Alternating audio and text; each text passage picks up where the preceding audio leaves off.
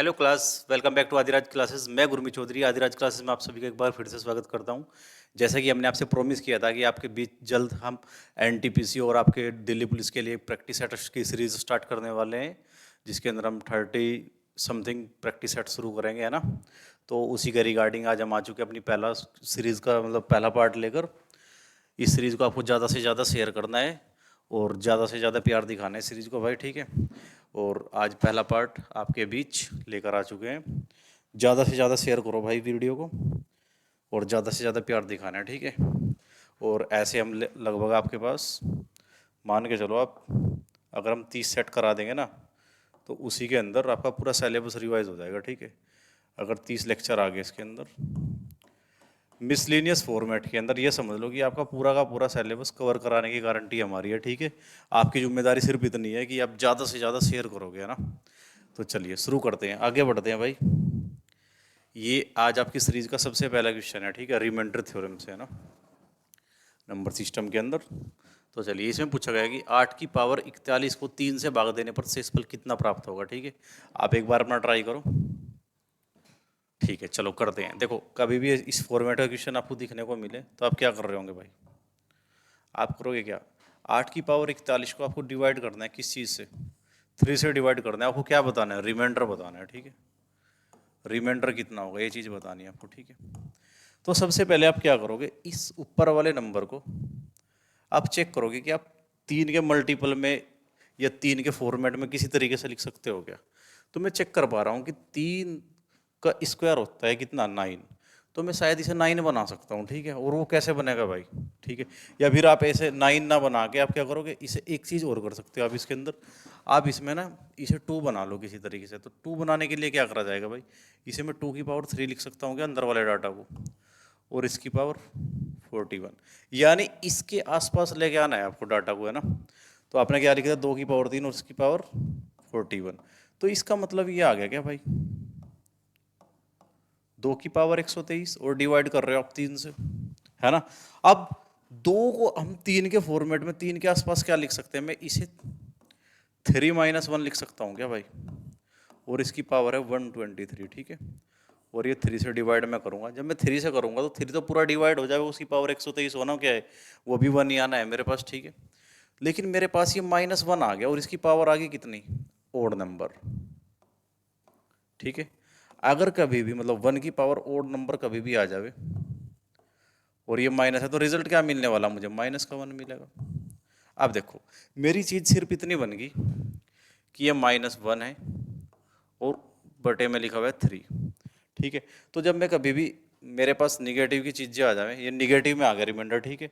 तो इसकी 2 पॉसिबिलिटी यहाँ से बन के निकलेगी। आप डिवाइड किससे कर रहे हो, 3 से कर रहे हो क्या, तो एक तो -1 आ गया और एक आ गया +2, यानी दोनों पॉजिटिव और निगेटिव वाले रिमाइंडर्स का टोटल आपका क्या आ जाएगा, जिस चीज़ से आप डिवाइड कर रहे हो, ठीक है। तो इसका आंसर आपका, माइनस में तो आंसर नहीं दे सकते क्योंकि पॉजिटिव वाले आंसर हैं सारे, ठीक है। तो आप +2 आंसर लगा दोगे, ठीक है सर। इसी तरीके से आपको क्वेश्चन को करना है हमेशा। बताइए भाई, सब समझ पाए इस चीज़ को, ठीक है ना। आप 9 के फॉर्मेट में लिख के भी कर सकते हो, ठीक है। आप 9 - 1 करोगे तो वो भी 80 बन जाएगा, ठीक है। और जब आप 3 से करोगे तो चीज़ें हो जाएंगी आपकी, ठीक है। चलिए नेक्स्ट क्वेश्चन देखो। अब इस वाले क्वेश्चन को करके दिखाओ आप, 67 की पावर 67 प्लस 67 को 68 से भाग देने पर शेषफल प्राप्त होगा। तो जैसे कि मैंने अभी आपसे बताया वही चीज़ आप एक बार फिर से ट्राई करोगे। मैं एक बार क्वेश्चन को उतार देता हूँ। इसको आपको 68 से डिवाइड करना है और आपको बताना क्या है, रिमाइंडर, ठीक है भाई। रिमाइंडर आपसे पूछा गया इस क्वेश्चन के अंदर भी। तो सबसे पहले मैं वही चीज़ चेक करूंगा कि मैं इसे 68 के फॉर्मेट में कैसे लिख सकता हूँ, ठीक है। मैं इसे लिख सकता हूँ 68 - 1, ठीक है। तो 68 तो मेरा डिवाइड कर देगा पूरा पूरा अपने डाटा को, तो -1 इधर से बचा और उसकी पावर फिर से ओड है मेरे पास। तो यानी कि इसका मतलब कि मुझे -1 ओवरऑल मिलने वाला है क्या भाई, इस डाटा को सोल्व करने के बाद। और अब देखो ये क्या है, ये भी मेरा 68 - 1 लिख सकता हूँ मैं इस डाटा को। तो 68 तो पूरा का पूरा कट जाएगा, फिर -1 बच जाएगा, ठीक है। तो ये मेरे पास -1 ये दो चीज़ आ गई, तो ये मेरे पास आ गया -2, ये आ गया मेरा रिमाइंडर। लेकिन ये तो निगेटिव है, ठीक है। लेकिन ये तो निगेटिव रिमाइंडर है, तो अब मैं क्या करूँगा, मैंने आपसे बताया था कि 68 है, इसको ब्रेक करो आप, एक रिमाइंडर तो -2 आ गया, तो दूसरा रिमाइंडर कितना रहा होगा 66। इस ये पॉजिटिव वाला होगा, ठीक है। नेगेटिव और पॉजिटिव दोनों का टोटल क्या है, जिस चीज से आप डिवाइड दे रहे हो वो संख्या बन जानी चाहिए। तो ठीक है, तो आप क्या समझे, या तो मेरा रिमाइंडर -2 होगा या फिर प्लस का 66 होगा, ठीक है। मैंने देखा कि 66 ऑप्शन में, तो मैं इसे टिक करूंगा और आगे बढ़ जाऊंगा, ठीक है। तो रिमाइंडर थ्योरम से सबसे इंपॉर्टेंट क्वेश्चन यहीं से बनता है, ठीक है। चलिए, बाकी आप 30 सेट के अंदर जब जुड़े रहोगे तो आपको 10 से 12 क्वेश्चन इस टाइप के मिल जाएंगे करने के लिए, हम करा देंगे। जो अलग वैरायटी आई होगी वो भी सब कवर हो जाएगा, ठीक है। बस आप पूरी सीरीज को कंटिन्यू वॉच करना, ठीक है। और इससे अच्छे प्रैक्टिस सेट शायद ही कोई आपसे करवाए, ठीक है भाई। चलिए भाई, आप देखो एक पेड़ के बारे में क्या कहानी बताएगी। एक पेड़ प्रतिवर्ष अपनी ऊंचाई का 1/6 भाग बढ़ता है। इसकी ऊंचाई 2 सही 1/2 साल में बढ़कर कितनी हो जाएगी यदि इसकी ऊंचाई अभी 432 मीटर है, ठीक है भाई। ये क्वेश्चन आपको करना है, चलो चेक करते हैं एक बार। मतलब मेरे पास टाइम कितना है, सबसे पहले तो वो बताओ। 2 सही 1/2 साल, इतना टाइम मेरे पास है ना भाई। आप बहुत ध्यान से देखोगे, क्या मैं इस क्वेश्चन को सक्सेसिव से कर सकता हूँ भाई? बिल्कुल कर सकता हूँ भाई, ठीक है। अब एक बात बताओ, पहले 2 साल की कहानी क्या रही होगी ये बताओ। हर साल पेड़ की ऊंचाई 6 से 1 बढ़ जाती है, यानी 7 हो जाती है, कि ये 1 साल की कहानी है मेरे पास, है ना। तो पहले साल की बात रही होगी 6 से 7,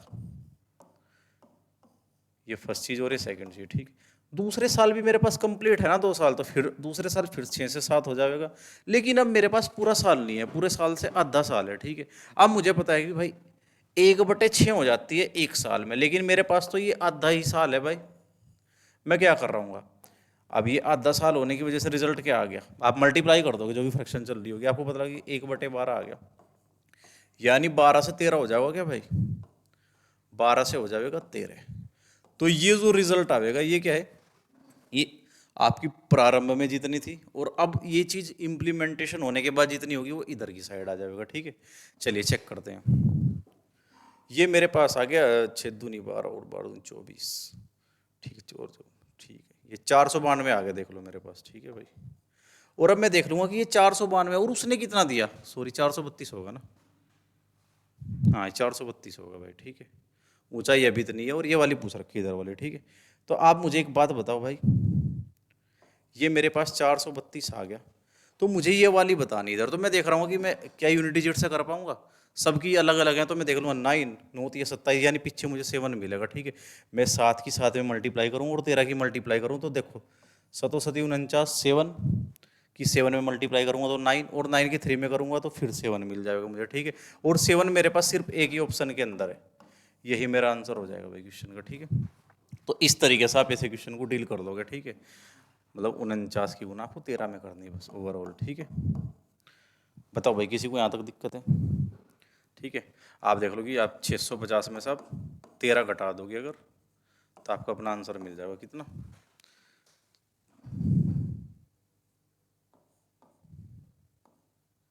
ये मिल जाएगा आपको भाई, हाँ यही मिलेगा ना, 637, ठीक है।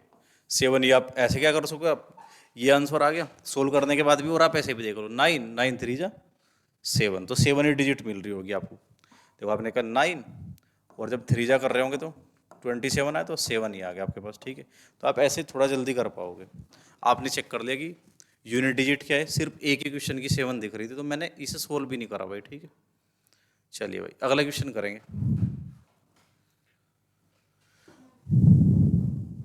एक बार ट्राई करो भाई क्वेश्चन को करने की। यदि किसी संख्या को 122 तथा 138 के योग से भाग दिया जाता है, ठीक है।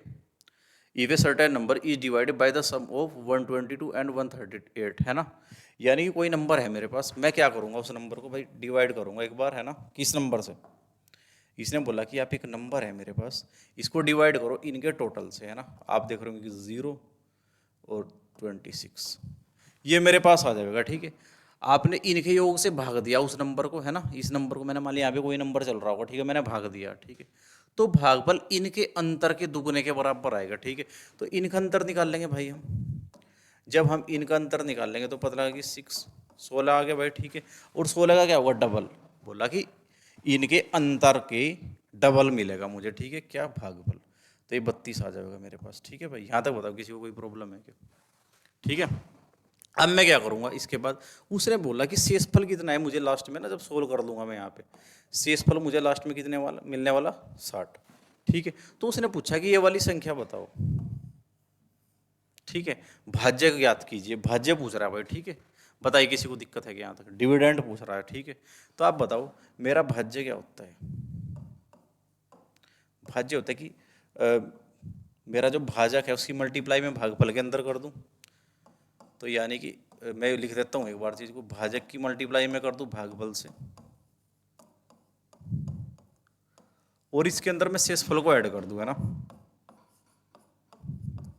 इसके अंदर मैं शेषफल को कर दूं ऐड, तो मैं देख रहा हूँ कि मुझे क्या मिलने वाला भाई। ठीक है, भाजक कितना है मेरे पास 260, भागफल कितना है 32, प्लस में ऐड कर दूंगा इसके अंदर 60। ठीक है, यहाँ तक की बात बताओ भाई, कोई दिक्कत है किसी को। चलिए सबसे पहले आप मल्टीप्लाई करो इनकी, 26 की मैं 32 के अंदर मल्टीप्लाई करो। पहले मैं इस जीरो को लगा देता हूँ पीछे। ठीक है, अब मैं 6 दूनी 12, मैंने 2 लगाया। ठीक है, और मैं एक को ले गया कैरी। ठीक है, अब मैं देख रहा हूँ कि भाई 2 दूनी 4 और 6 तिया 18, 18 और 4 22। ठीक है, 22 और एक में पीछे से कैरी लाया था। ठीक है, 23, तो 23 का मैंने लिख दिया 3 और 2 ले गया मैं कैरी। ठीक है, 3 दूनी 6, है ना। अब मैं अगलो अगलो की मल्टीप्लाई करूँगा। ठीक है, और 2 मेरे पास कैरी था, तो ये आ गया 8, और ये 60 में इसके अंदर जोड़ दूंगा, तो मुझे मिला भाई 8, 83 और 80, तो ये मेरा आ गया आंसर। ठीक है सर, मैंने क्या बताया आपसे, कभी भी आपको 2 डिजिट वाले नंबर्स की मल्टीप्लाई करनी, मैं मान लो कि 23 है और ये 15 है, कभी भी मल्टीप्लाई करनी, तो आप क्या करोगे, सबसे पहले लास्ट डिजिट्स की मल्टीप्लाई करो लास्ट डिजिट में। तो ये आ गया 5 तिया 15, तो 5 आ गया, एक कैरी आ गया, कैरी आप अपने माइंड में ले लोगे। ठीक है, अब देखो आप इसकी बाहर वाले से मल्टीप्लाई, 5 दूनी 10 और 3 एकम 3, तो 13, और एक जो कैरी आया था 14, 14 का आप 4 लगाओगे, एक फिर से कैरी हो गया। अब आप बाहर बाहर वालों की मल्टीप्लाई करोगे, 2 एकम 2 और एक कैरी वाला, तो ये 345 आ गया। ठीक है, इस तरीके से आप प्रैक्टिस कर सकते हो इन चीज़ों की। ठीक है, तो चलिए नेक्स्ट क्वेश्चन की तरफ। अगला क्वेश्चन है आपका एलसीएम से। ठीक है, बहुत आसान क्वेश्चन मैंने पहले प्रैक्टिस सेट के अंदर लिए हैं भाई, है ना। धीरे धीरे हम लेवल बढ़ाएंगे, जब दूसरे तीसरे सेट पर आप पहुंचोगे तो आपको पता लगेगा कि लेवल धीरे धीरे बहुत ज़्यादा बढ़ गया। चलो भाई इस क्वेश्चन को करो एक बार आप। 24, 32 तथा 45 का एलसीएम कितना है। ठीक है, कभी भी आपको एलसीएम निकालना है तो ट्रेडिशनल मेथड तो आपको आता ही होगा, मैं बता रहा हूँ थोड़ा सा अच्छा तरीका है ना। आप क्या करोगे, जो कॉमन डाटा है या तो आप उसे उठा लो या फिर बड़े वाले डाटा को उठा लो। मैंने क्या करा, मैं देखा कि 24, 32 और 45 का एलसीएम। ठीक है, सबसे पहले आपको एलसीएम पता होना चाहिए कि एलसीएम होता क्या है। एलसीएम होता है आपका एचसीएफ आ जाए। ठीक है, और छह भाज्य संख्या को गुणनफल, सारों का आप क्या कर दो मल्टीप्लाई कर दो, आपका एलसीएम बन जाएगा। ठीक है, चलिए मेरी बात को समझो भाई एक बार। मैंने क्या करना, कभी भी एलसीएम निकाला, मैं सबसे बड़ी नंबर को पिक कर दूंगा। मैंने उठा लिया 45। अब मैं चेक करूंगा कि 45 का 32 के अंदर कितना पार्ट आ गया। मैं देख रहा हूँ कि भाई 45 क्या है, 9 पंजे 45, 9 और 5 से बना हुआ है, तो इसमें ना तो 9 है ना 5 है। तो मेरा काम क्या है, मैं इस सारे के सारे को उठाऊंगा, 32 को भी। ठीक है, मैंने 32 को फिर से पिक कर लिया।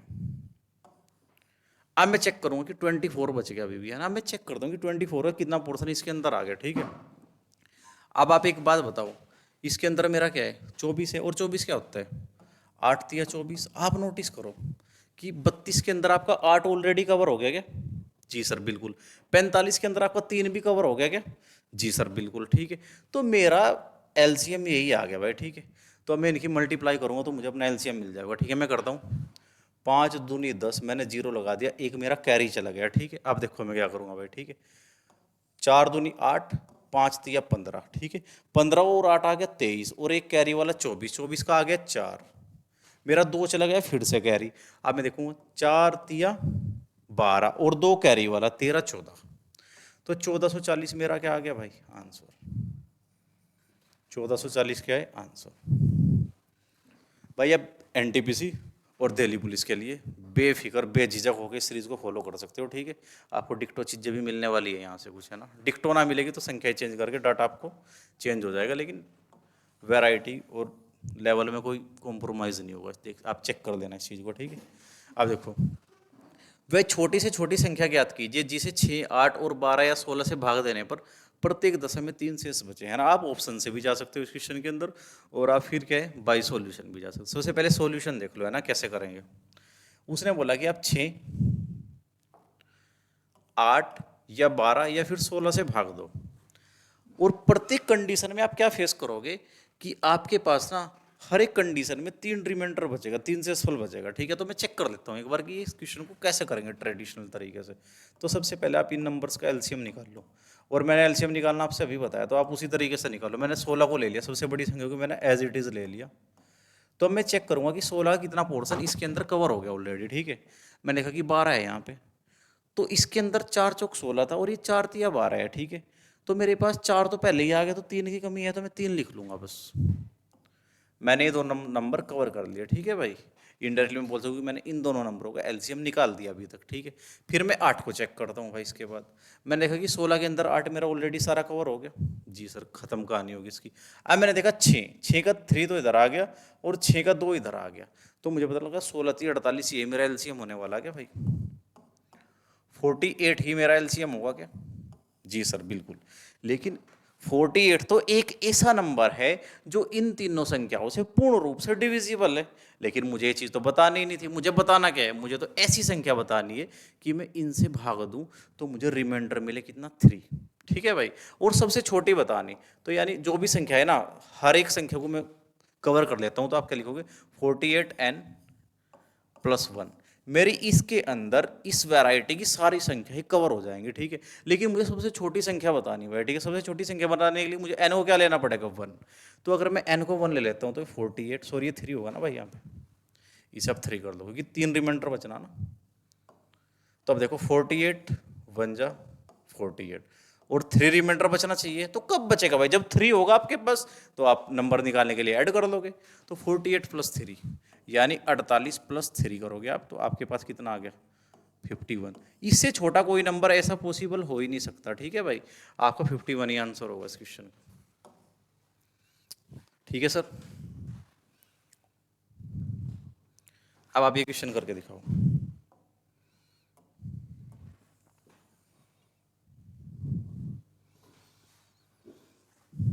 आप एक बारी से ट्राई करो भाई, है ना? करिए ट्राई आप इसे एक बार, करो भाई इसे एक बार ट्राई। देखो क्या बोल रहा है, एक कक्षा में ए तथा बी दो ग्रुप है जिनमें क्रम से 42 तथा 28 छात्र हैं।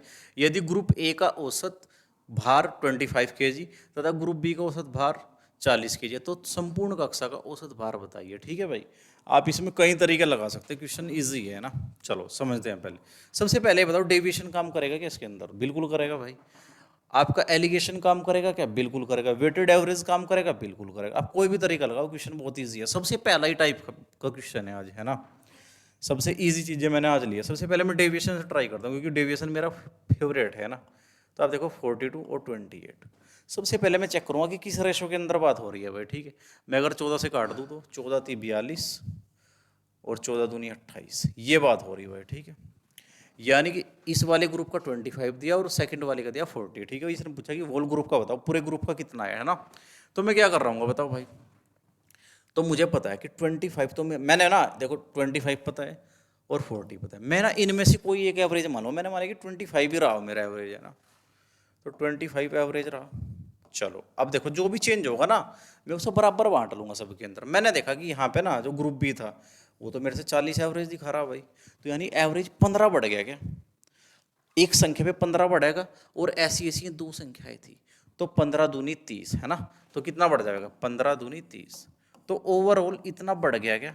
लेकिन लड्डू अब सब में बराबर बांटना आपको। ठीक है, ये है मेरा लड्डू और किन लोगों के बीच बटेगा? 3 और 2 5 के बीच, इसे बराबर बांट दो भाई। जो जिस पे एक्स्ट्रा है उसे वो सबके बीच डिवाइड करके खाएगा, तभी तो एवरेज बोला जाएगा उस चीज़ को। ठीक है, तो मैंने इसे 5 से जब डिवाइड करा तो 5 3 जा और 3 2 जा 6, तो मैं 25 के अंदर 6 जोड़ दूंगा।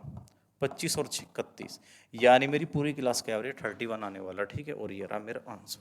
ये मेरा डेविएशन है। ठीक है भाई, और मैं दूसरा तरीका क्या लगाऊंगा, आप एलिगेशन से सोच सकते हो इस क्वेश्चन को भाई। एवरेज क्या है? मैं ना यही रेशो देखो 3:2 मैंने नीचे लिख दिया। आप पहली कक्षा का ए का और बी का बताओ मुझे, एवरेज कितना गिवन है? ए का एवरेज है 42, सॉरी 25 और 40। हाँ ये है ना, एवरेज तो नीचे दिए हुए है ना।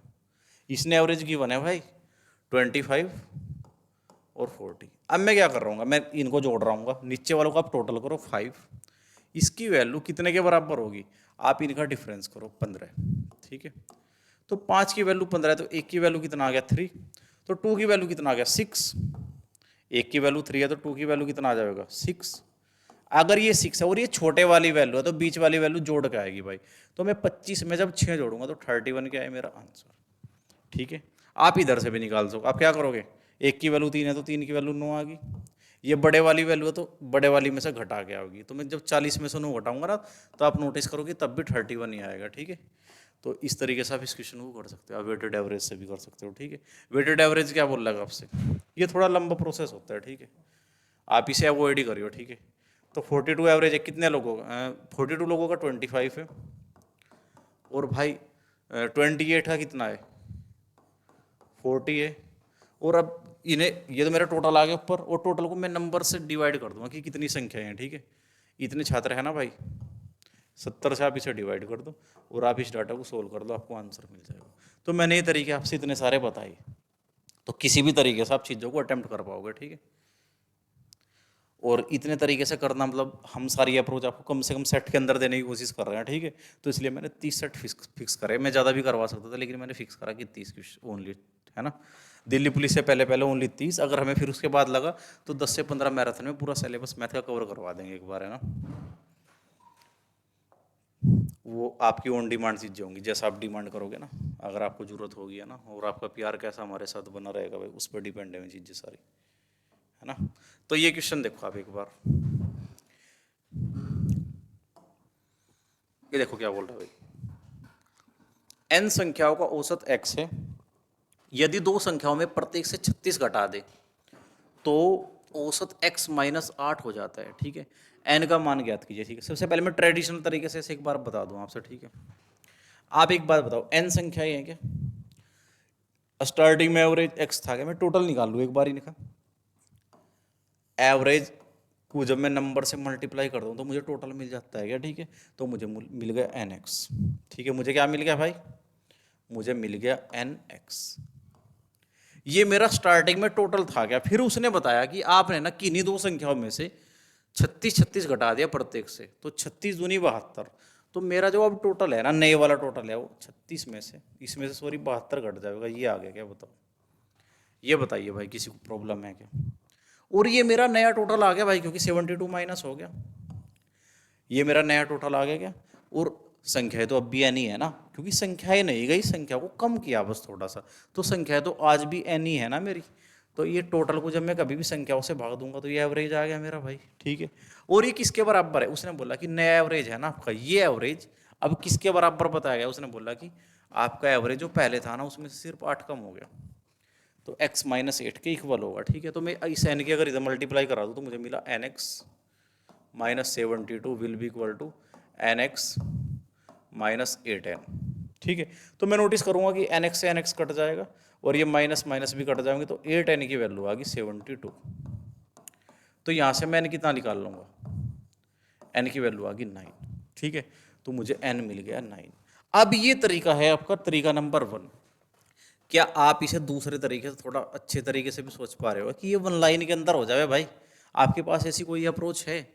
चलिए ट्राई करते हैं एक बार, मैं बोल रहा हूँ भाई कि भाई मुझे ओवरऑल नुकसान कितना हुआ, 36 घटा एक संख्या पे, 36 घटा दूसरी संख्या पे, 72 मुझे दो संख्याओं पे लॉस हो गया, 72 मुझे दो संख्याओं पे लॉस हो गया क्या, है ना।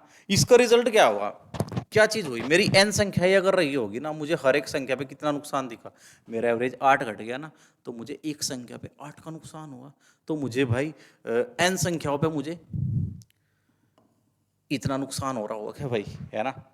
एक संख्या पे मुझे कितना, यानी एक संख्या पे मुझे 8 का नुकसान हुआ, मेरा एवरेज 8 घट गया भाई, है ना। ओवरऑल हर संख्या से 8 घट जावे तो वो भी इसके इक्वल ही होगा। तो एक संख्या पे मुझे कितने का नुकसान हो रहा है, 8 का। तो मुझे अगर n संख्याएं रहेंगी तो मुझे 8n का नुकसान हुआ क्या, तो 8 की मैं गुना करूँ तो टोटल मिल जाएगा मुझे भाई। तो मेरे हिसाब से तो ये है भाई साहब, ये बता रहे तो n की वैल्यू सीधी 9 है ना। तो भाई ये डिफरेंस है बस, या तो आप ऐसे करो या फिर आप ऐसे करो। अब जो बंदा ऐसे करेगा तो वो लीड लेगा भाई, इसमें कोई डाउट है ही नहीं, है ना। बताइए सर, समझ पा रहे हो क्या बात को। चलिए नेक्स्ट क्वेश्चन की तरफ चलेंगे।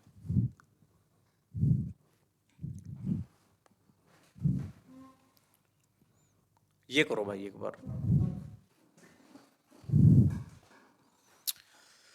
प्रथम 6 विषम संख्याओं का औसत ज्ञात करें जिनमें से प्रत्येक संख्या 7 से विभाज्य है। ठीक है भाई,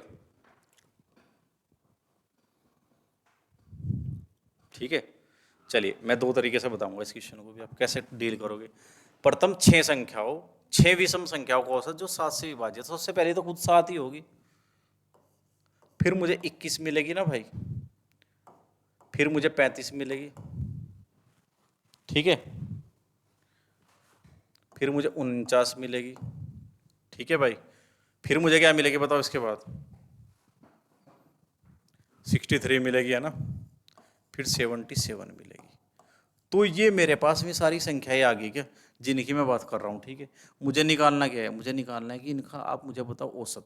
और मैंने आपसे हमेशा एक चीज़ बताई, कभी भी सीरीज के अंदर चलेगा तो आप एक पैटर्न ढूंढ पाए कि भाई यहाँ पे ना हर बार जो डिफरेंस है वो सेम आ रहा है भाई, ठीक है। बताओ किसी को दिक्कत है क्या, तो इसका मतलब ये पैटर्न होगा क्या, ठीक है। 14 का डिफरेंस चल रहा है, मेंटेन है ना। तो आप क्या कर सको, कभी भी आपको एवरेज निकालना, तो भाई ये नंबर कितने हैं वो, या तो आप क्या करो पहले वाले को और आखिरी वाले को जोड़ दो, 7 में आप जोड़ दो 77 और बाई 2 कर दो, है ना। अगर आपको पहला और अंतिम नंबर पता है तो आप जोड़ के आधा कर दोगे तो आपकी बात बन जाएगी भाई, ठीक है। तो ये कितना आ गया बताओ,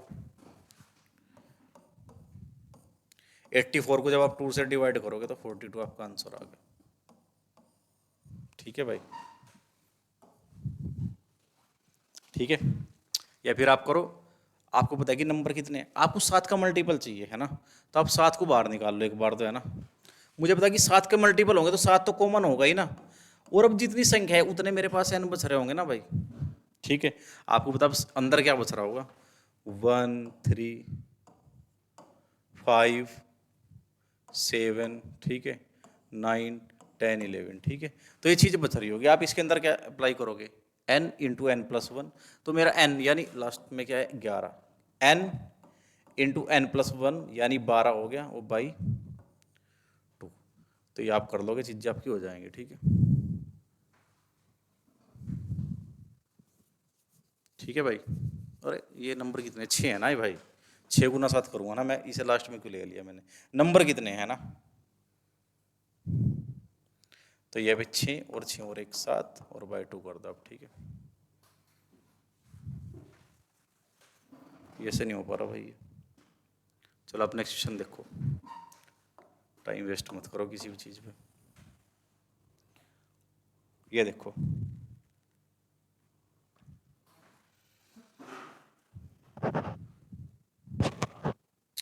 इसे करो भाई एक बार, a अनुपात b 3:2 है, b अनुपात c 4:5 है, तो a प्लस बी और b प्लस सी का मान ज्ञात करो, ठीक है।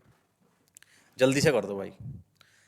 देखो a रेशो b आपको कितना पता है, और b रेशो c कितना पता है आपको, 3:2 और भाई 4:5, ये आपको पता है, ठीक है। और आपसे ना ये वाली वैल्यू पूछ ली, इस वैल्यू को आप बताओगे, ठीक है। तो आपको ए और बी का अगर मान पता लग जाए और सी का, तो चीज़ें आसान हो जाएंगी। सबसे पहले आप लोग मेथड सीखो एक बार, है ना। मैं हल्का सा ओवरव्यू दे रहा आपसे, ए रेशो बी मैं 3 में बता दूंगा तो ज़्यादा बेटर होगा, सी रेशो डी, है ना। तो आप समझो लॉकिंग मेथड क्या होता है, आप कैसे लॉक करोगे चीज़ों। मैंने बोला 1:2 दिया, ये एग्जाम्पल है भाई समझाने के लिए, ठीक है। मैंने मान लिया कि 2:3 है, और ये फिर आपसे 2:1 दे दिया, कुछ इस तरीके के रेशो दिए हुए हैं, ठीक है। और आपको ए रेशो बी रेशो सी रेशो डी निकालना, ठीक है। तो आप क्या कर रहे होंगे, इसके बहुत सारे तरीके हैं, वो अब आप रेशो का जब चैप्टर पढ़ रहे होंगे तो तब पढ़ाएंगे आपको, ठीक है। तो ए रेशो बी रेशो सी रेशो डी मैंने निकालना भाई, ठीक है। मैं क्या कर रहा हूँ, मुझे ए चाहिए ना, तो मैंने ए को पकड़ा, मेरा ए ये रहा यहाँ पे, ठीक है। और मैं देखूंगा कि इसके अंदर कहीं और पे ए है क्या, मुझे देखो A B B C C D, मुझे कहीं पे भी ए दिखाई नहीं दिया, ठीक है। तो मैं क्या करूँगा, इसकी पूरी लाइन में मल्टीप्लाई कर दूंगा ऐसे, ठीक है। जब मैंने पूरी लाइन में इसकी मल्टीप्लाई कर दी तो मुझे पता लगा 2 दूनी 4 और 4 ही कम 4, तो ये ए की वैल्यू आ गया। मुझे बी चाहिए, देखो अब मैं नोटिस करूंगा कि भाई मेरा बी कहाँ पे है, मेरा यहाँ पे बी है और मेरा यहाँ पे बी है। तो मैं क्या करूंगा, बी की बी में मल्टीप्लाई करूंगा, देखो मैंने बी की मल्टीप्लाई कर दी ऐसे बी में, और फिर आगे उधर तो कुछ है ही नहीं, बचा ही नहीं मेरे पास जाने के लिए। अब मैं इधर नीचे चला जाऊंगा, तो मैं ऐसे गुना कर दूं, यानी 2 दूनी 4 और 4 दूनी 8। अब मुझे देखो सी निकालना, ठीक है। मैं थोड़ा इधर मिटा के साफ सा लिख दूंगा, ठीक है, ताकि आप कंफ्यूज ना हो। समझ लो बहुत ध्यान से भाई।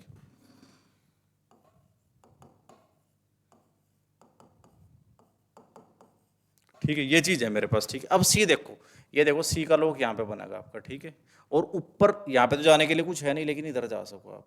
तो इस तरीके से दो, देखो ये ऐसे ही जाओ, दो तीन अच्छे और छः दूनी 12। ठीक है, समझ गया भाई बात को। अब आपको डी निकालना। आप देखो डी कहीं और है क्या? डी कहीं भी नहीं है। ठीक है, तो फिर आप क्या करोगे, पूरी लाइन की मल्टीप्लाई कर दोगे। ठीक है, पूरी लाइन की जब आप मल्टीप्लाई करोगे, तीन दूनी 6। एक बार आप नोटिस करोगे दो से कट जाएगा, तो दो से एक बार सबको काट दोगे, तो ये मिलेगा आपका 2:4:6:3। तो ये आपको फाइनल रेशो आ गया। अब जो भी चीज़ निकालनी हो निकाल सको आप। इसी तरीके से आप अब इस क्वेश्चन को देखो, मुझे निकालना A:B:C निकाल दूँ मैं किसी तरीके से। लोग लगाओ, ए कहीं पे है नहीं है, तो 4×3=12, पूरी लाइन में मल्टीप्लाई कर दिया। ठीक है, अब बी कहाँ है, ये रहा। अब ना इधर जा सकते ना इधर। ठीक है, तो 4×2=8। अब मुझे निकालना सी। सी कहीं पे भी रिपीट नहीं हुआ, तो पूरी लाइन में मल्टीप्लाई कर दो सी की ऊपर वाली में, सीधा ऐसे है ना। 5×2=10। अब दो से कट जाएगा, आपको पता है कि 2×6=12, 2×4=8, 2×5=10। ठीक है, तो मेरे पास ये रेशो आ गया 6:4:5। तो मुझे निकालना क्या है, A+B, यानी 6+4=10। A+B की वैल्यू आ गई 10, और B+C, B और C, 5 और 4 9, तो 10:9 मेरा क्या आ गया आंसर। ठीक है सर, बताइए भाई यहाँ तक किसी को कोई प्रॉब्लम है क्या? या फिर आप ऐसे करो, आप लिख लो A B C, जहाँ तक भी है उसे लिख लो। A:B कितना पता, 3:2। B:C कितना पता आपको, 4:5। आप बराबर वाले बॉक्स में साइड वाला फिल कर दो, यानी 4 है तो इधर भी 4 लिख दो, इधर 2 है तो इधर 2 लिख दोगे। आप देख लो, 4×2=8, 4×3=12, 4×2=8, 5×2=10, तो वही रेशो आ गया। ठीक है, आप काट दोगे तो ये आ गया 6, ये आ गया 4, ये आ गया 5, 6×4=5 आ गया। ठीक है भाई, ऐसे कर सकते हो आप। ठीक है, लेकिन अभी ये तरीका सबसे बेस्ट है। जब रेशो के अंदर टफ क्वेश्चंस को कर रहे होंगे ना सोल्व, तो तब आपको पता लगा कि इसका अपना ही अलग फायदा है इस मेथड को सीखने का। ठीक है, बाकी वो भी आपका काम करता है, कोई दिक्कत नहीं है, लेकिन वो कभी कभी बहुत ज़्यादा कॉम्प्लिकेटेड हो जाता है क्वेश्चन इस वाले मेथड से, है ना। फीलिंग वाला मेथड थोड़ा टफ हो जाता है, तो आप लॉकिंग वाला मेथड याद रखना, यानी जो कॉमन मिलेगा वहीं पे उसे लॉक बना दो उसका एकदम।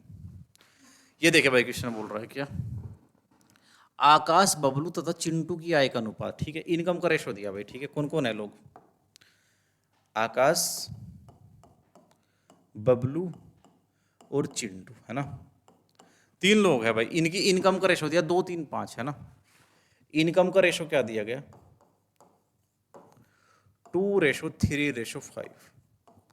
आप देखो, इनकी आय में क्रम से 15%, 10% तथा 20% की वृद्धि की जाए तो उनकी आय का नया अनुपात ज्ञात कीजिए। ठीक है, चलो करते हैं एक बार, समझो बात को भाई।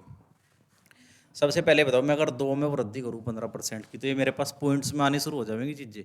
तो मैं पॉइंट से बचने के लिए मैं क्या करूँ, मैंने एक एक जीरो बढ़ा दी, मैंने इसमें भी जीरो बढ़ा दी, इसमें भी, इसमें भी। अब मैं थोड़ा सा पॉइंट वाले झंझट से बच जाऊंगा बस, और कोई फायदा नहीं है। ठीक है, आप बताओ, पहले वाले बंदे की आय कितनी बढ़ाई, 15%। तो ये 20 जो वैल्यू है पूरी 100% की है क्या? मुझे अगर 10% की वैल्यू निकालनी, तो एक जीरो उधर की साइड जंप हो जाएगा क्या? तो मुझे 10% की वैल्यू 2 मिलेगी भाई। अब 10% की वैल्यू 2 है, तो 5% की वैल्यू 1 रही होगी, और 10 और 5 15, यानी 2 और 1 3। तो 3 का इंक्रीजमेंट मुझे टोटल मिल गया भाई, 23 आ गया। अगर आपको यकीन ना हो तो आप 20 का 115/100 निकाल लो, आपको पता लगा 20×5 100, और 5 से जब आप इसे काटो, 5×2 = 10 और 5 या 15, तो भाई ये बढ़ के 23 हो जाएगा। ठीक है, तो मैंने क्या बताया कि आप एक जीरो को जंप कराओ तो 2 आ गया, 10% की वैल्यू 2 है, और 5% की वैल्यू कितनी रही होगी, 1, क्योंकि 2 का आधा 1। और भाई मैं जब मुझे 10 भी चाहिए और मुझे 5 भी चाहिए, तो मुझे 2 भी चाहिए और 3 भी चाहिए, तो मैंने 3 जोड़ दिया, तो 23 आ गया इंक्रीज करने के बाद। ठीक है, यानी 3 की बढ़ोतरी हुई इसके अंदर।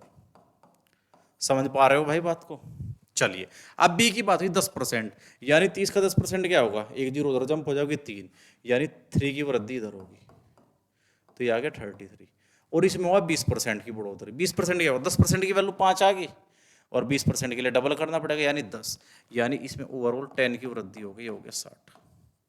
तो मेरा नया रेशो ही आ गया भाई, और उसने भी नया रेशो ही पूछ रखा मेरे से। और ये देखो, ये मेरा ऑप्शन सी मैच हो जाएगा यहाँ पर, ऑप्शन सी के साथ मैच हो गई चीजें, तो आगे चलेंगे।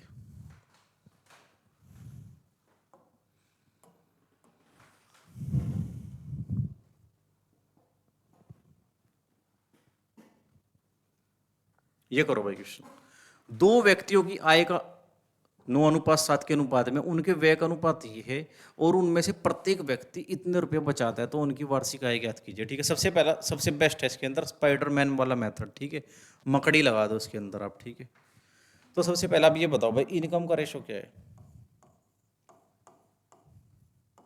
आपने बताया 9:7। एक्सपेंडिचर का रेशो क्या है? आपने बताया कि 4:3। सेविंग का रेशो क्या है? रेशो नहीं दिया, एग्जैक्ट बताया। उसने बताया कि 2000 ना एक बंदा सेव करता है,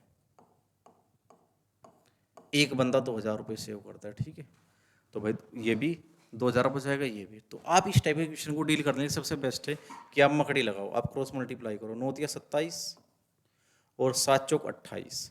तो यानी ऊपर वालों की मल्टीप्लाई करो आप क्रॉस। 9×27 और 7×4 = 28। आपके पास आया 27 और 28। आप इनका डिफरेंस ले लो। ठीक है, 27 और 28 का डिफरेंस आ गया 1, यानी 1 यूनिट।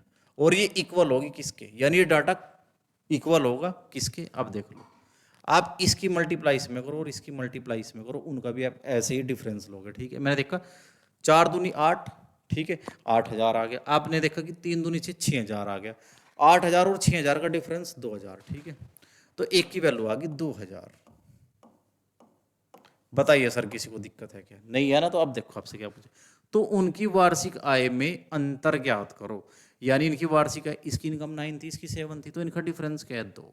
तो मुझे 2 की वैल्यू बतानी भाई। ठीक है, 2 की वैल्यू मुझे बतानी। एक की वैल्यू 2000 है, तो 2 की वैल्यू कितनी हो जाएगी? 2000 का दुगुना भाई, नॉर्मल सी बात है। यूनिट डबल होगी तो ये भी डबल हो गया, यानी 4000 आपका आंसर आ गया। ठीक है सर, कुछ नहीं है, क्वेश्चन बहुत इजी आते हैं भाई पेपर के अंदर, कोई बड़ी बात नहीं है। अगला क्वेश्चन करो।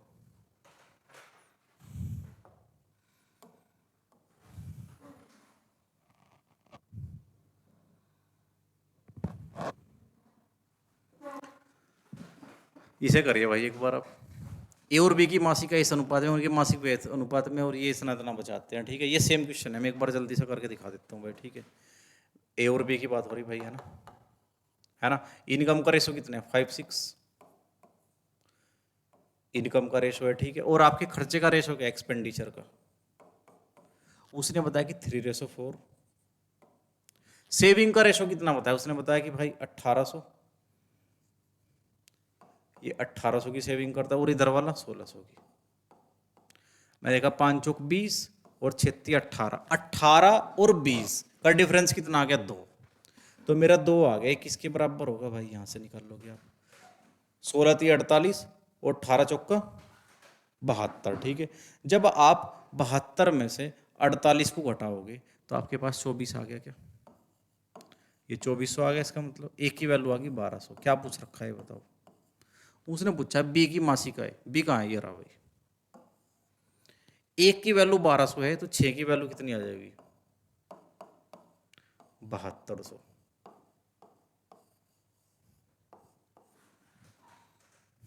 ऑप्शन डी मेरा आंसर हो जाएगा। ठीक है भाई,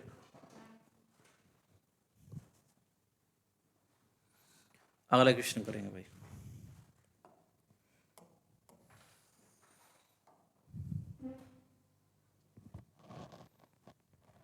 ये करे भाई एक बार।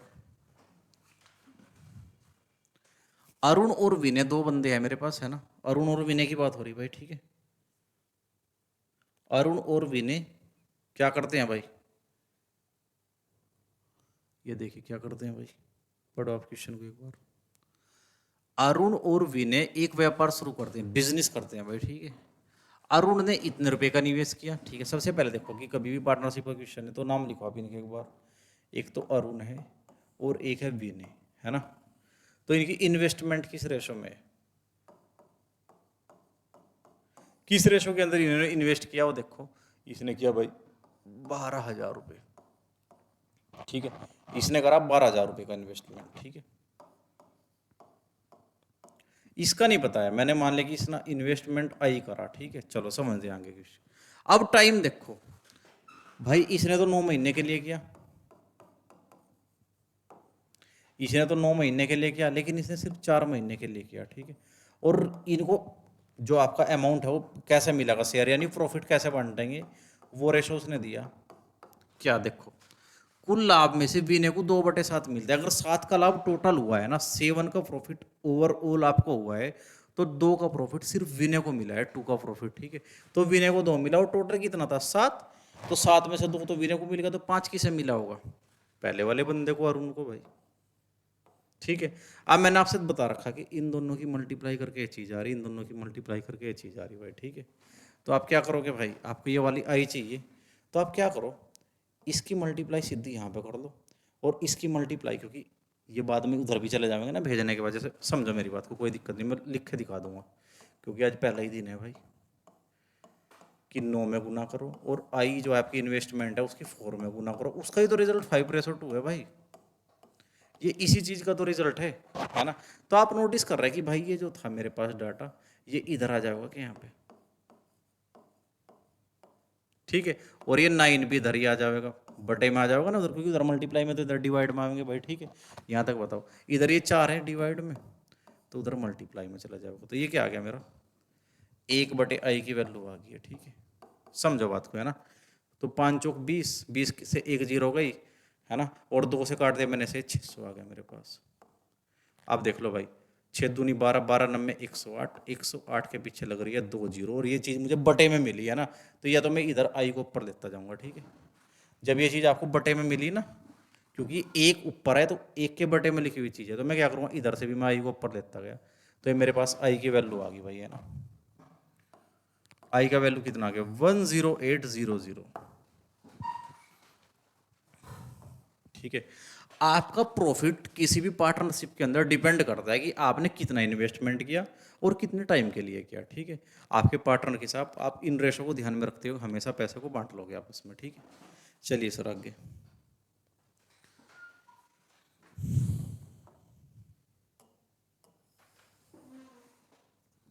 ये देखिए भाई क्वेश्चन क्या बोल रहा है आपसे, गोले एक आयतन गोले बी से 700 अधिक है, 700% अधिक है, ठीक है, यानी 7 यूनिट अधिक है, ठीक है। मैं लिख देता हूँ ए और बी, है ना। किसकी बात हो रही है, वॉल्यूम की।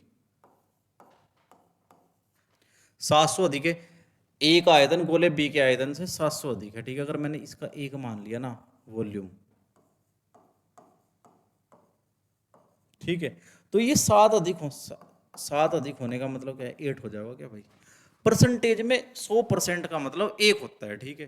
तो 700% का मतलब 7 होगा ना भाई, जब मैं 1 पे 7 बढ़ाऊंगा तो 8 आ गया। वॉल्यूम क्या है, 8:1 दिया उसने, वो डायरेक्ट 8:1 भी दे सकता था, लेकिन उसने क्वेश्चन को थोड़ा कॉम्प्लिकेटेड करना था, तो इसलिए उसने क्या किया भाई, रेशो परसेंटेज के अंदर दे दिया डाटा को, ठीक है। तो बताओ भाई यहाँ पे कोई दिक्कत है क्या।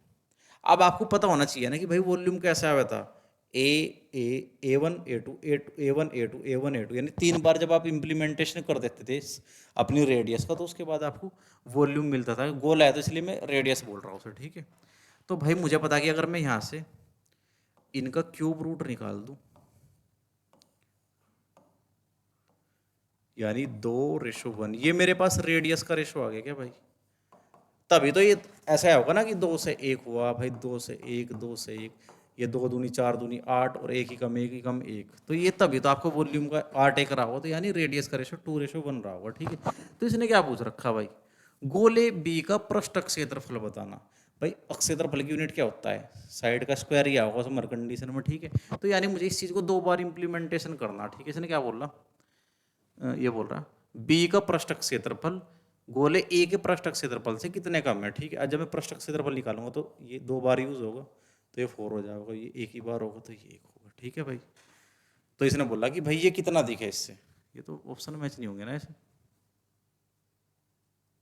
कितने प्रतिशत कम है, तो 2 कम है 4, हाँ हो जाएंगे ना भाई। कम वाला पूछा ना इसने, तो पूछा है कितना कम है, ये 3 कम है, किससे है कम, तो इससे है ना, बेस पे तो 4 आएगा ना भाई। तो 3/4, 3 कम है किस पे, 4 पे। 1/4 क्या होता है 25%, और 25 का 3 गुना कर दूंगा मैं 75%। कम पूछा ना भाई उसने, भाई कितना कम है, तो ये आ गया 75%, ठीक है भाई। कोई दिक्कत किसी को। मैंने देखा कि 2 1 आ गया ना, तो 2 1 का मतलब क्या है, जब मैं एरिया निकाल लूंगा तो एरिया क्या है, हमेशा रेडियस का स्क्वायर उसके अंदर मुझे मिलेगा क्या? मैं क्या कॉमन टर्म्स को यूज ही नहीं ले रहा हूँ भाई, कुछ भी हो मुझे मतलब नहीं है। अगर मुझे क्यूब निकालना तो मैं साइड का क्यूब ले रहा हूँ, ठीक है। अगर मुझे सॉरी वॉल्यूम निकालना तो मैं साइड का क्यूब ले रहा हूँ। अगर मुझे वॉल्यूम ना चाहिए, मुझे एरिया चाहिए, तो मैं साइड का स्क्वायर ले रहा हूँ या फिर रेडियस का स्क्वायर ले रहा हूँ, जो भी डाटा होगा उसके अकॉर्डिंग, ठीक है। अगर आपको फॉर्मूला ना भी पता हो तो आपको बताना चाहिए कि आयतन निकालना हो 3 बार यूज़ हुआ होगा मल्टीप्लाई में, और आपको क्षेत्रफल निकालना 2 बार यूज़ हुआ होगा, ठीक है। इतना भी जरूरी नहीं कि आपको मतलब बिल्कुल फॉर्मूला याद हो, आपको बस थोड़ा सा बेसिक चीज़ों के बारे में पता होना जरूरी है। ये करिए भाई क्वेश्चन। किसी संख्या को 25% बढ़ाया जाता है तथा बढ़ी हुई संख्या को फिर से 25% बढ़ाया जाता है, तो आप नोटिस करो भाई। अब ये बोल रहा है कि कितने प्रतिशत कम करना होगा कि पहले वाली चीज़ आ जाए, ठीक है, यानी 1:1 ही मेंटेन हो जाए, ठीक है। तो समझो भाई, मैंने मान लो कि 100 से चलना शुरू करा, या फिर आप ऐसा करो 25%, 1/4, 4 से 5 हो जाएगा भाई, 4 से 5, और फिर 4 से 5, 2 बार हो गया ना। तो आपने देखा कि 4 चौक 16 और पंजे पंजे 25, यहाँ पे पहुंच गए आप, 16 से 25 हो गया, 2 बार बढ़ाने से, ठीक है। अब आपसे बोल रहा कि आप इसको वापस वहीं पे लेके जाओ, तो कितना कम करना पड़ेगा? 9 कम करना पड़ेगा भाई, 9 कम करना पड़ेगा ना, 25 से 16 पे वापस जाना भाई आपको, ठीक है। तो आपने 9 कम किया, किस पे किया? 25 पे। तो 1/25 कितना होता है? 4%, और 4 का 9 गुना 36%। तो ये आ गया 36% मेरा आंसर। ऑप्शन सी आंसर हो जाएगा, ठीक है भाई। यहाँ तक बताओ किसी को प्रॉब्लम है क्या? आप क्वेश्चंस को कर पा रहे हो क्या भाई? ये आसान चीज़ें हैं, सब हो जाएंगी धीरे धीरे, ऐसा कोई बड़ा इशू नहीं है। और पेपर के अंदर ऐसे ही क्वेश्चन आते हैं, अगर एक दो क्वेश्चन को नज़रअंदाज कर दिया जाए, लेकिन आपको करना नहीं है, आपको सब कुछ करना। ये क्वेश्चन करो भाई। किसी स्कूल के 450 छात्रों में से 325 छात्र फुटबॉल खेलते हैं, 175 क्रिकेट खेलते हैं तथा 50 छात्र न तो फुटबॉल और न ही क्रिकेट खेलते हैं, तो बताइए कि कितने छात्र फुटबॉल तथा क्रिकेट दोनों खेल खेलते हैं, ठीक है। आप एक तरीके से वेन डायग्राम का क्वेश्चन इसे समझ सकते हो भाई, ठीक है। और समझना क्या है, ये हैवी वेन डायग्राम का, मैं एक बार वेन डायग्राम से करवा देता हूँ भाई, ठीक है।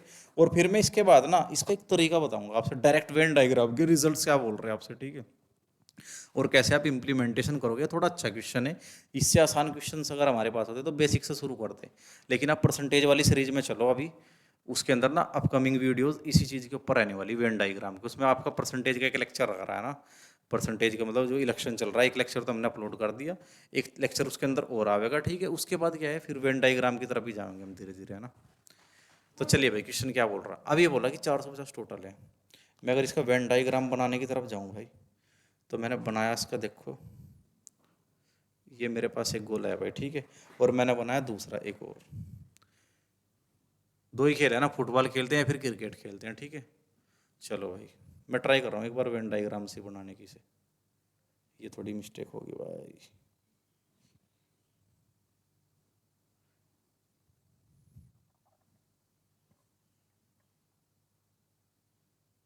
ये थोड़ा सा ऐसा हो गया, और ऐसा बढ़िया तो मैं ऐसे ही बना देता भाई इसे।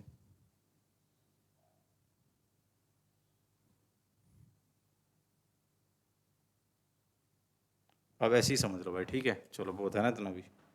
ये बोला कि किसी स्कूल के और इसने इसे ना मैं इसके अंदर ले लूँगा, देखो ये थोड़ा इसके अंदर मैंने डाल दिया कि भाई पूरे स्कूल की बात हो रही, ठीक है।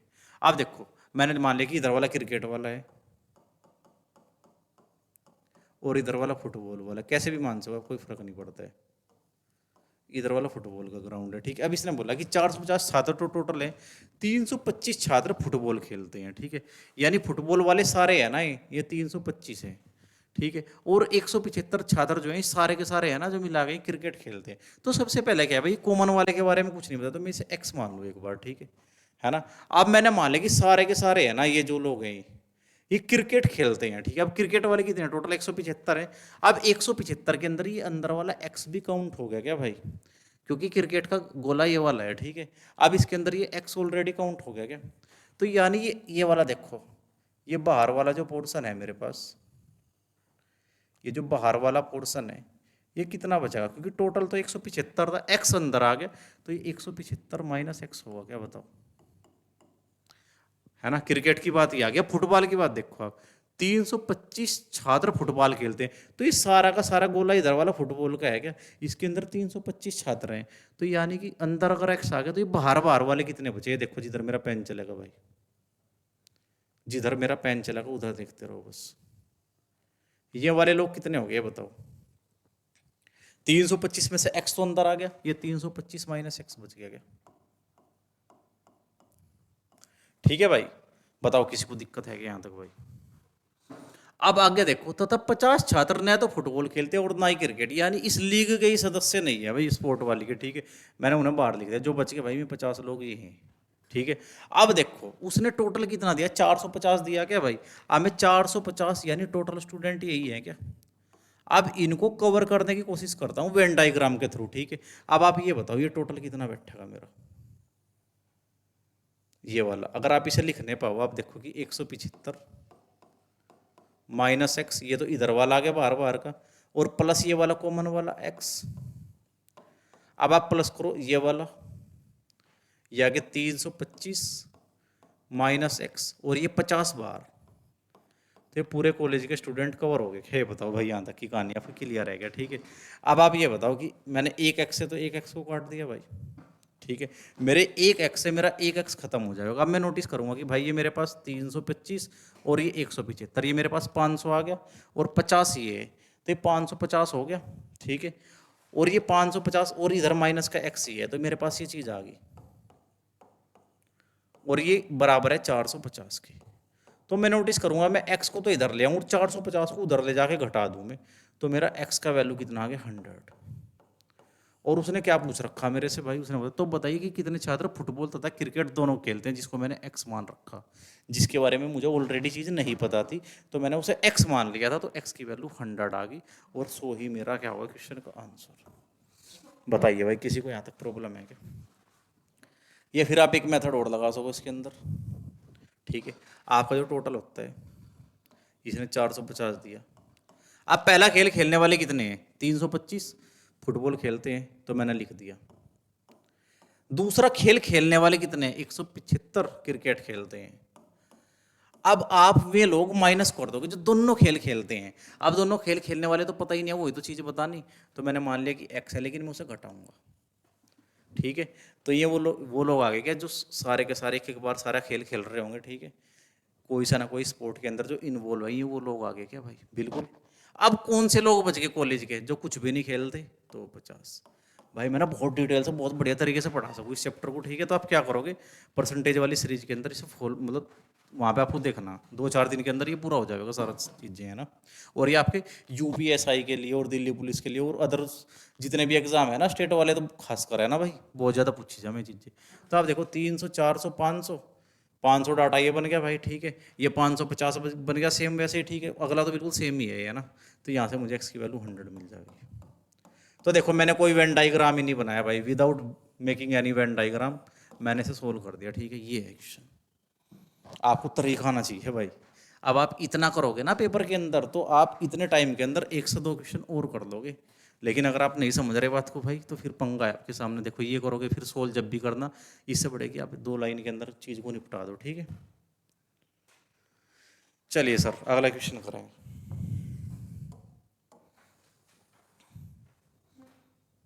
ये क्या बोल रहा भाई? विनय अपनी 5 लाख की कीमत की कार को अरुण को 20% के लाभ पर बेच देता है। ठीक है, कुछ समय के बाद अरुण इसे 20% के घाटे पर विनय को वापस बेच देता है। यानी विनय ने तो अरुण को बेच दिया। ठीक है, अरुण ने फिर से विनय को बेच दिया, लेकिन विनय ने अरुण को पैसे मतलब प्रॉफिट में बेचा था, उसने उसे लॉस में बेचा। ठीक है, तो यानी जो पहले वाला बंदा है इसे ओवरऑल प्रॉफिट होने वाला। ठीक है, अब देखो ऑप्शन भी परसेंटेज के अंदर है और मेरा डाटा भी परसेंटेज के अंदर है, तो भाई मुझे इस डाटा की कोई जरूरत नहीं है, ये वेस्ट है। मैंने 100 मान लूंगा अपनी साइड से ही। ठीक है, देखो मैंने मान लिया कि मेरे पास कोई 100 रुपये वाली चीज़ थी। मैं कौन हूँ भाई? विनय हूँ मैं। ठीक है, मेरे पास ना एक बॉक्स था। ठीक है, ये बॉक्स था मेरे पास। तो क्या हुआ भाई कहानी, मैंने क्या करा, विनय मेरे पास आया, सॉरी मैं विनय हूँ, अरुण मेरे पास आया।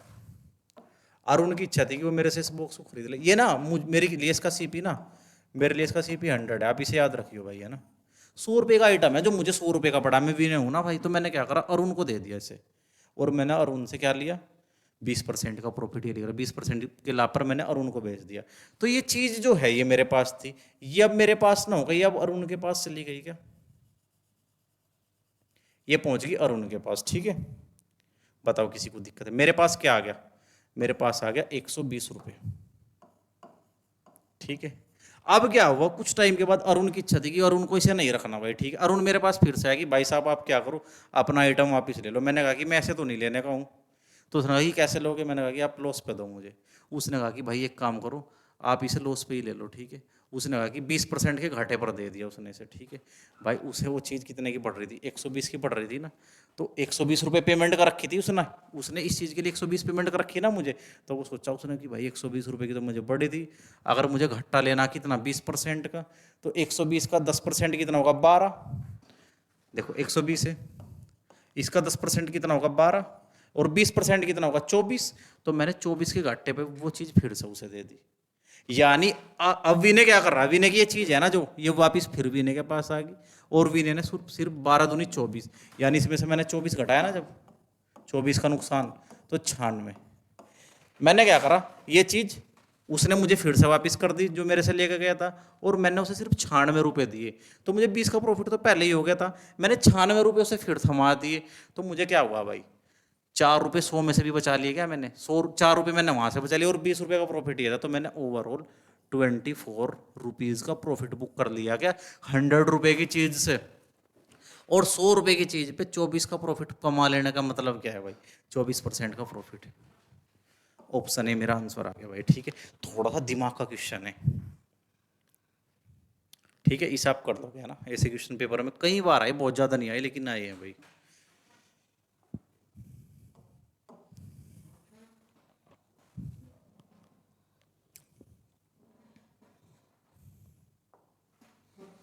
ये देखो, ए किसी वस्तु को 50% के लाभ पर बी को बेचता है, बी से 10% के लाभ पर सी को बेचता है, सी से 20% की हानि पर डी को बेचता है। तो डी का क्रय मूल्य क्रय मूल्य से कितना प्रतिशत अधिक है, ठीक है। ए बी सी डी की बात हो रही, ए ने बी को बेचा कितने पे, ए किसी वस्तु को बी को 50%, यानी 50 का फ्रैक्शन वैल्यू 1/2, यानी 2 से 3, ठीक है। बी ने सी को बेच दिया, बी से सी को 10% के लाभ पर, ठीक है। 10% मतलब 1/10, तो 10 से 11 में बेच दिया। अब सी ने क्या करा भाई, सी ने इसे डे को 20% यानी 20 का मतलब 1/5 यानी 5 से 4 में बेच दिया। भाई बताओ क्या रिजल्ट आया, मैं देख रहा कि सी से मेरा सी कट गया, मेरा बी से बी कट गया, ठीक है। तो इधर तो ए का रिजल्ट आएगा और इधर आएगा किसका, डी का। अब देख लो रिजल्ट क्या आने वाला, मैंने काटे 2 दूनी 4, ठीक है भाई। मैं देख रहा 5 दूनी और 10 पंजे 50 आ गया इधर तो, और इधर आ गया 11 दूनी 22, 22 66 है ना। तो 50 पे 16 का प्रॉफिट है मुझे भाई, है ना। 16 का प्रॉफिट है 50 पे, और 1/50 किसकी वैल्यू होती है 2% की, और उसका डबल कितना हो गया यानी 32% प्रॉफिट आ गया मुझे भाई, मुझे आ गया 32% का प्रॉफिट, ठीक है। आप ये लगा दोगे, ठीक है।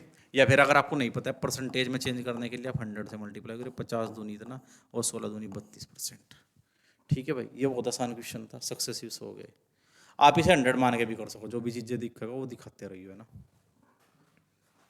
कर लोगे आप इसे। या मैं करके दिखाऊं भाई, मैं दिखाऊं करके एक बार, चलो मैं कर देता हूँ, ठीक है। ए बी सी डी मतलब हल्का से व्यू दूंगा मैं, ठीक है। मैं क्या बोल रहा हूँ ये बात बता दूँ बस।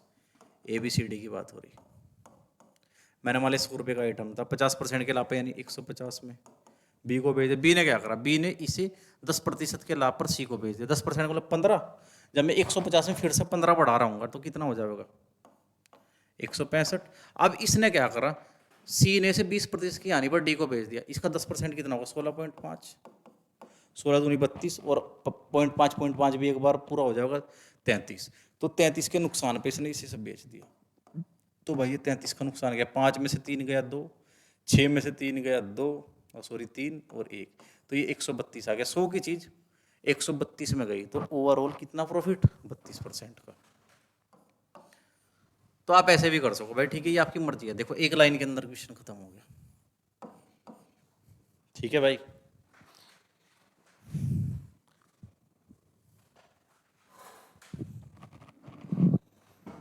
ये करो भाई, एलिगेशन से क्वेश्चन है, ठीक है, मिक्सचर से। एक प्रयोगशाला में 2 बोतलों में क्रम से 2:5 तथा 7:3 के अनुपात में अम्ल और पानी का मिश्रण है। इन दोनों बोतलों की सामग्री को किस अनुपात में मिलाया जाए कि नए मिश्रण में अम्ल तथा पानी का अनुपात इतना हो जाए। ठीक है भाई, करे भाई, इसे ना मैं एलिगेशन से कर दूंगा, आसान पड़ जाएगा। ठीक है, इसे एलिगेशन से कर देंगे एक बार।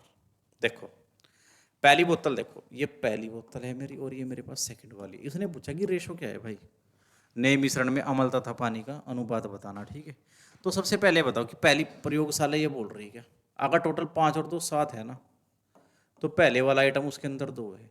दूसरी क्या बोल रही है कि अगर 7 और 3 10 आइटम टोटल है ना भाई, तो उसके अंदर 7 पहले वाला है। मैंने पहले वालों पर एलिगेशन लगा दिया। ठीक है, किस अनुपात में मिलाया जाएगी नए मिश्रण में 2 और 5, यानी जो नया मिश्रण बन गया वो यहाँ पे लिखूंगा मैं। ठीक है, 3 और 2 5 में से पहले वाला आइटम 2 है। ठीक है, इतना।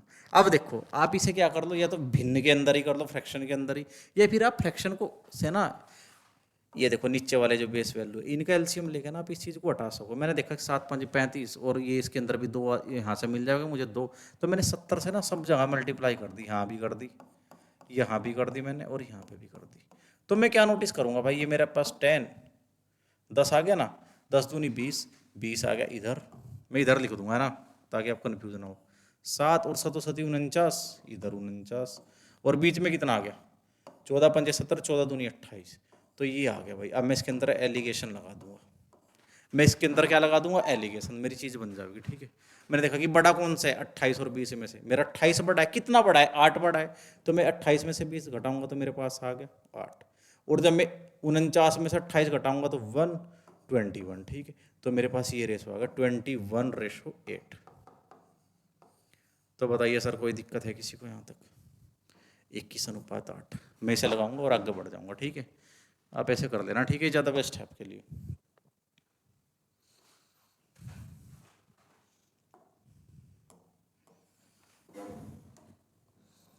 ये करो भाई एक बार क्वेश्चन,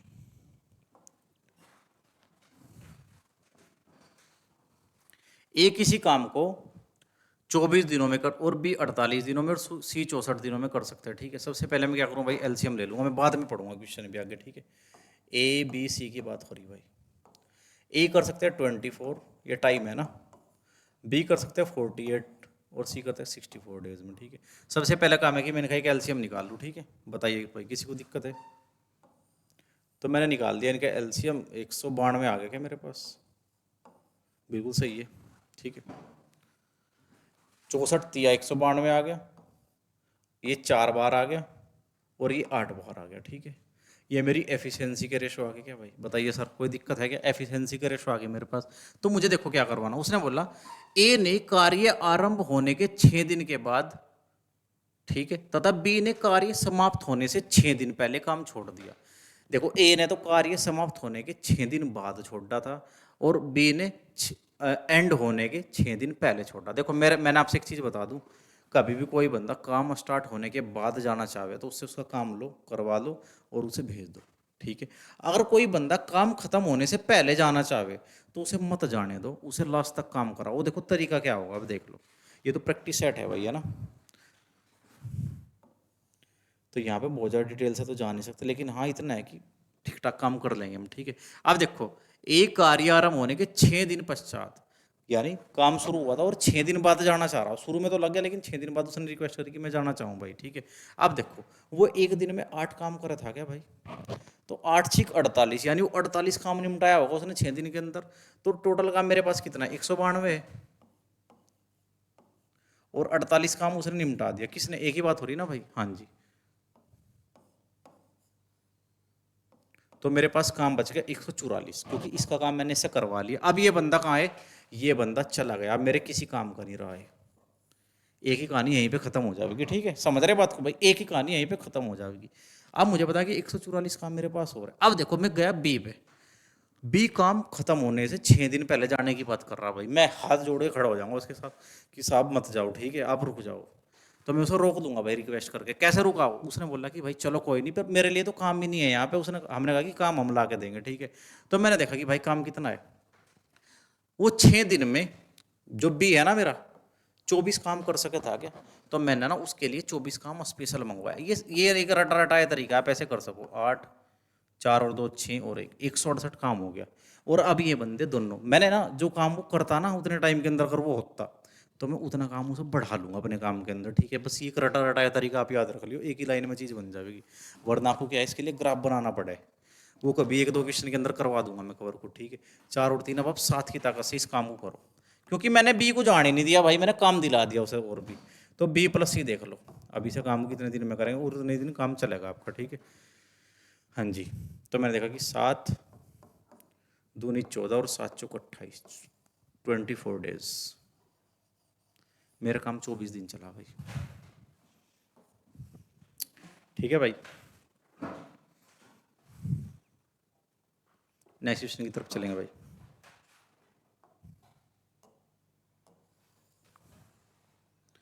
ये भी वर्क एंड टाइम से क्वेश्चन है, एक बार करो आप, मजदूरी वाला क्वेश्चन है। ए तथा बी को एक काम के लिए 1200 रुपए की राशि पर पूरा करने के लिए दिया गया, ठीक है।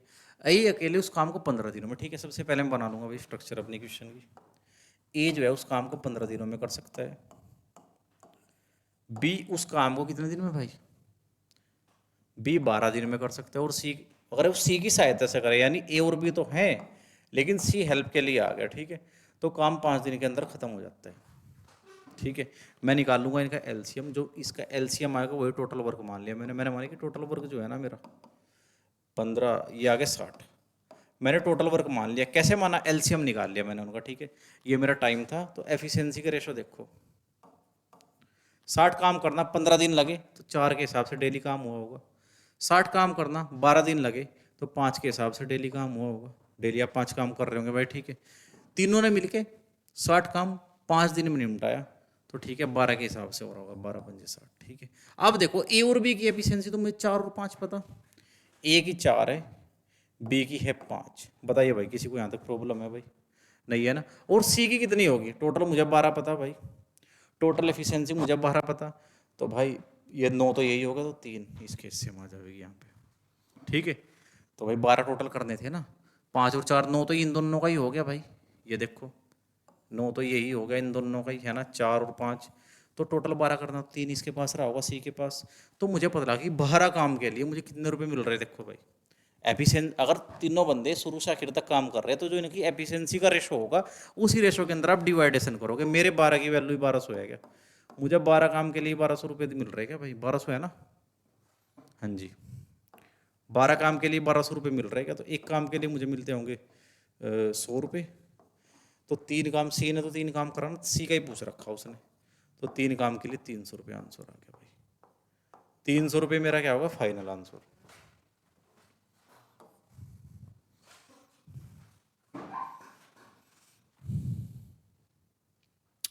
ये करो भाई,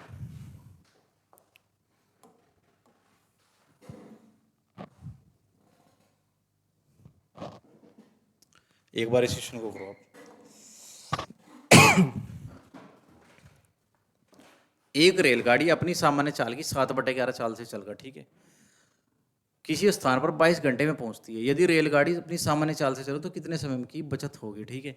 यानी भाई देखो मुझे उतनी डिस्टेंस पहले कवर करनी थी, उतनी डिस्टेंस मुझे अब भी कवर करनी है, ठीक है। तो मैं क्या समझ पाया, रेलगाड़ी की ना स्पीड देखो क्या है, पहले अगर 11 हुई थी ना तो अब सिर्फ 7 है स्पीड का रेसो, और आप उतनी ही दूरी तय कर रहे हैं जितनी पहले करते थे। तो आप एक बात बताओ, प्रोडक्ट कांस्टेंट मेथड क्या बोलते हैं, तो टाइम का रेसो चेंज हो जाएगा क्या, बताओ। ये इधर आ जाएगा और ये इधर, क्योंकि अगर डिस्टेंस क्या है सेम है या कांस्टेंट है तो आपका स्पीड और टाइम एक दूसरे के रिवर्स होते हैं, ठीक है, यानी व्युत्क्रमानुपाती होते हैं, ठीक है। तो 7 और 11 आ गया भाई टाइम का रेसो। अब देखो उसने क्या बोला, 22 घंटे में पहुंचती है, यानी अब ना वो ये चेंज करने के बाद 11 से 7 कर लिया आपने स्पीड, तो टाइम 7 से 11 लग रहा, लेकिन वो 11 नहीं, वो बोल रहा कि 22 है भाई ये, तो ये डबल है क्या, जी सर बिल्कुल डबल है ना। लेकिन उसने पूछा क्या है, उसने पूछा कि पहले वाला बताओ टाइम कितना है, एक की वैल्यू 2 चल रही है ना, तो 7 की वैल्यू हो जाएगी 14, तो 14 घंटे मेरा क्या हो जाएगा भाई फाइनल आंसर, है क्या, ये रहा भाई। नेक्स्ट क्वेश्चन की तरफ चलेंगे भाई।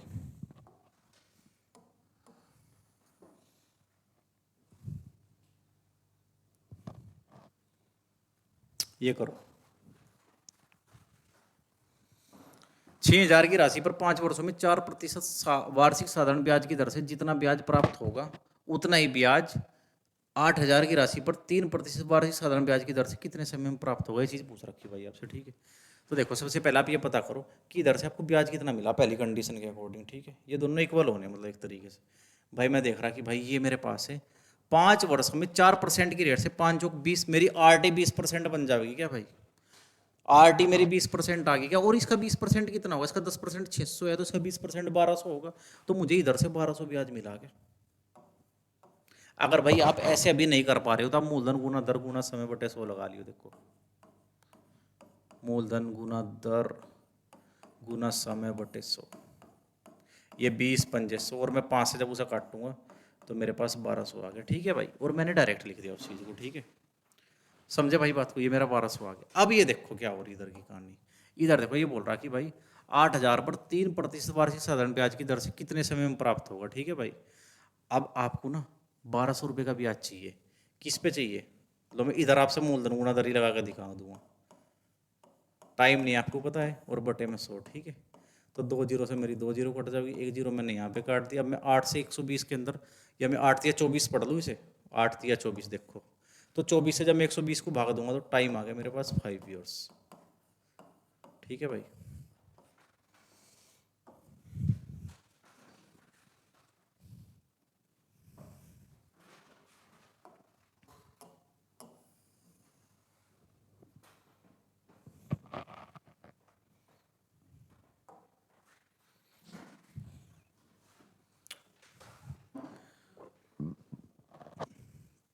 कोई धन चक्रवर्ती ब्याज से 3 वर्ष में स्वयं का 8 गुना हो जाता है। ठीक है भाई, चक्रवर्ती ब्याज से इस बार। ठीक है, तो ब्याज की वार्षिक दर ज्ञात करो। ठीक है भाई, करे एक बार इस क्वेश्चन को ट्राई। चक्रवर्ती ब्याज में 3 साल में स्वयं का 8 गुना हो जाता है। ठीक है, अगर वो एक था ना पहले, तो 3 साल के टाइम पीरियड के अंदर वो 8 हो गया भाई। कितने? 3 ईयर्स, आफ्टर 3 ईयर्स। 3 ईयर्स के बाद है। ठीक है, तो भाई मुझे ना 1 साल का रिजल्ट चाहिए मुझे, तो मुझे क्या मिलेगा भाई? तो मैं क्या करूँगा, 3 साल में आए थे ना यहाँ तक, तो आप क्यूब रूट कर दोगे भाई, वापिस वापिस पहुँच जाओगे आप। यानी 1 और 2 आ गया, यानी हर साल ना 1 से धन 2 हो जाओगे आपका। यानी आपको 1 पे 1 ही ब्याज मिल रहा है, यानी 1 ब्याज मिल रहा है किस पे? 1 पे। परसेंटेज के लिए आप 100 लगाओगे, आपको पता लगा 100%।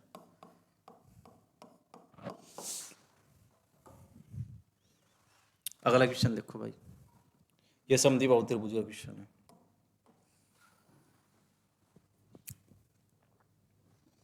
एक समद्वि बाहु त्रिभुज का क्षेत्रफल आपसे दिया गया 48। ठीक है, यदि त्रिभुज की असमान भुजा की माप 12 सेंटीमीटर, तो प्रत्येक समान लंबाई वाली भुजा की माप बताइए। ठीक है, ये मतलब क्या बोल रहा हूं आपसे? ये आपसे क्या बोल रहा भाई? देखो मैं एक समबाहु त्रिभुज बना देता हूँ आपके सामने।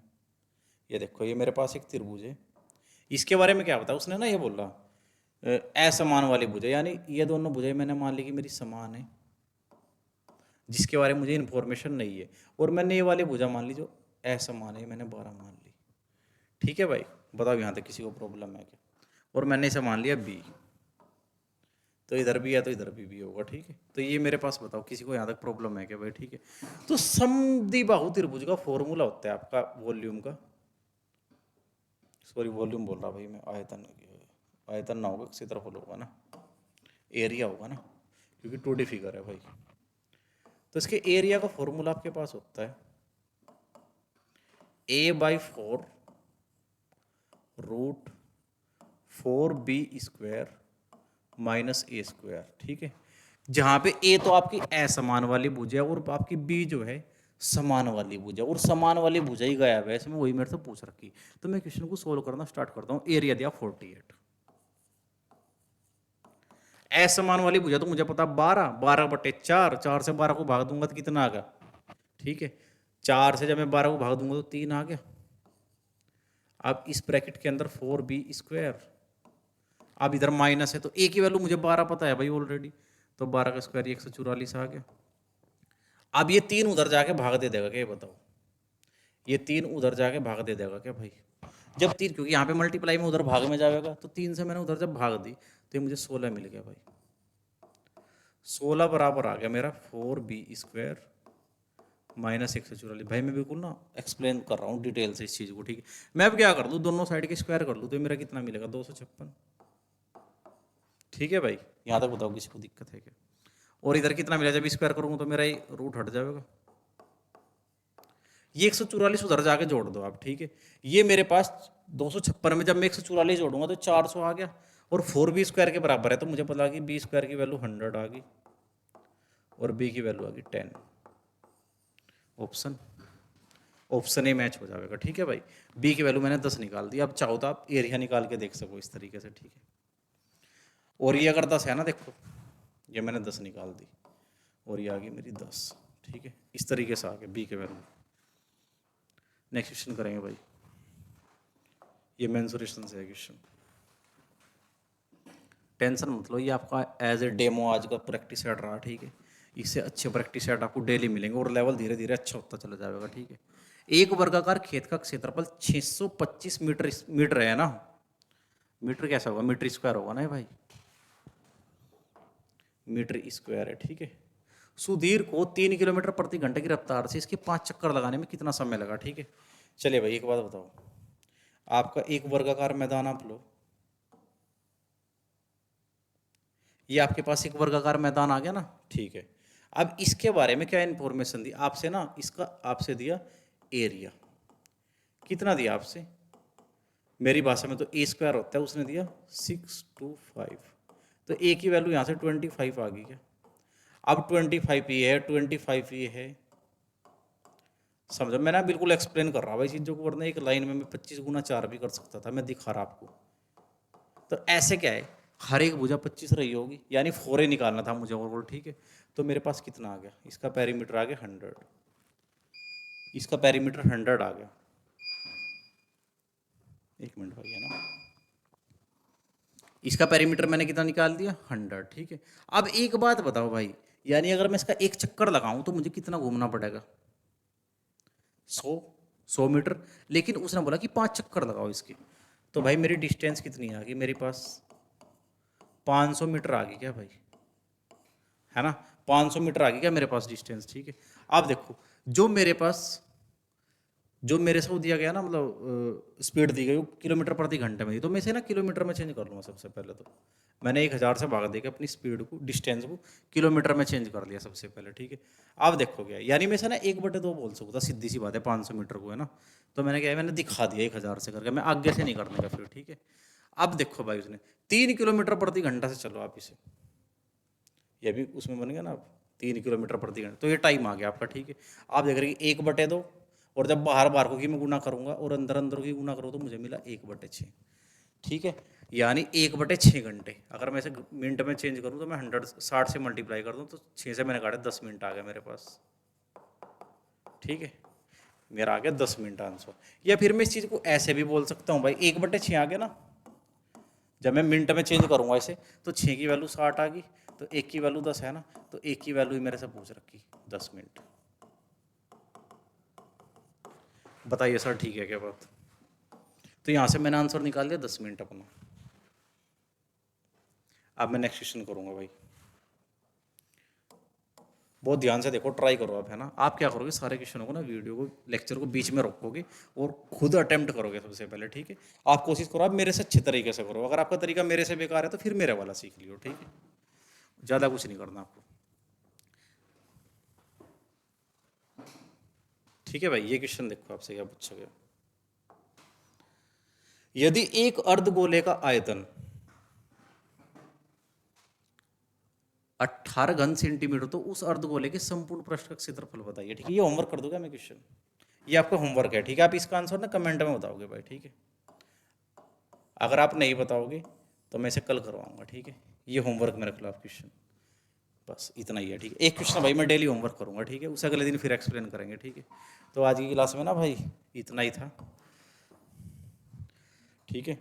अगर आपने देख लिया तो भाई बहुत बहुत शुक्रिया आपका, ठीक है। और आप ज़्यादा से ज़्यादा वीडियो को शेयर करोगे, अपना लेक्चर जितना ज़्यादा फैला सको उतना फैलाओगे, ठीक है। और मिलते हैं अगले लेक्चर में। Thank you class.